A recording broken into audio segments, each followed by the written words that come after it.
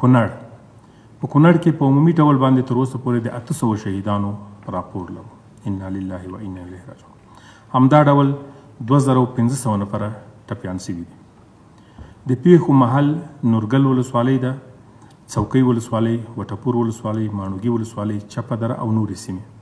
یوه یادونه وکړو د نورګل ولسوالۍ په مزار دره سیمه کې هغه مزار دره کلي ته لا تر اوسه پورې ټیمونه رسېدلي دي، خو د ژغورنې هغه جزیات موږ ته نه دي رسېدلي، هغه یعنې تلفات ډېرولی سي. دوهم ننګرهار.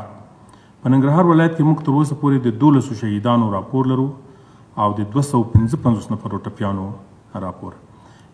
پیښې محل دره نور ولسوالۍ ده. سوم ولایت لغمان. د ولایت لغمان جزئیات طوال رسیده فقط 58 تن از زخمی داریم و هم در ولسوالی الینگار. شهدا نداریم ولی خانه ها تخریب شده.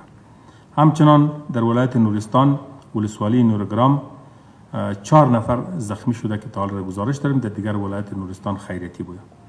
و همچنان در ولایت پنشیر ولسوالی آبشار 5 خانه تخریب شده که الحمدلله تلفات نداشته ولی خانه ها آسیب دیده.